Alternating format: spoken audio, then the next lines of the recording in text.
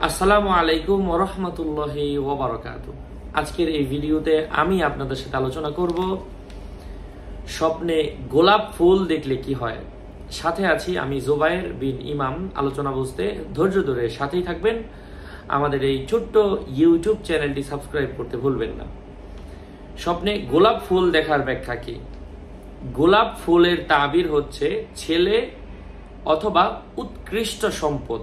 গোলাপ সম্পর্কে আরো তাবির করা হয় যে এটা অপরিচিত ব্যক্তির আগমনের উপর দালালত করে, অথবা কোনো চিঠি আসার উপর দালালত করে, অথবা এমন স্ত্রী যে বিচ্ছিন্ন হবে, অথবা এমন ছেলে যে মারা যাবে, অথবা এমন ব্যবসা যা স্থায়ী হবে না, অথবা এমন আনন্দ যা স্থায়ী হবে না। কারণ গোলাপ বেশি দিন স্থায়ী হয় না, সবকিছুই অস্থায়িতার উপর নির্ভর করে।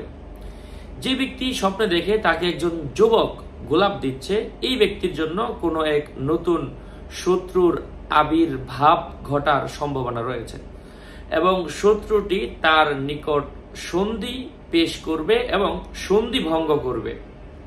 যে ব্যক্তি স্বপ্নে দেখে যে তার মাথায় গোলাপের মালা, সে এমন মহিলা বিবাহ করবে যার সাথে তার দ্রুত বিচ্ছেদ ঘটবে। আর যদি ওই স্বপ্নটি কোনো মহিলা দেখে, তাহলে সেও উক্ত বৈশিষ্ট্যের একজন স্বামীর সাথে বিবাহ বন্ধনে আবদ্ধ হবে। ফুটন্ত গোলাপের ব্যাখ্যা হলো দুনিয়ার এমন চাকচিক্য যার ভিত্তিটা খুবই দুর্বল এবং অস্থায়ী। গোলাপ গাছ কর্তন করা চিন্তার উপর দালালত করে থাকে। গোলাপ ফুল কুড়ানো আনন্দের উপর দালালত করে থাকে, অর্থাৎ ইয়াদুল্লু, আনন্দের উপর দালালত করে নিজের বাগান থেকে। যাই হোক, গোলাপ নিয়ে আরো লম্বা লম্বা ব্যাখ্যা, যেগুলো আমরা পরবর্তী ভিডিওতে পর্যায়ক্রমে আপনাদের সাথে শেয়ার করব। আরো আপডেট পেতে আমাদের সাথেই থাকবেন। আসসালামু আলাইকুম ওয়া রাহমাতুল্লাহি ওয়া বারাকাতুহু।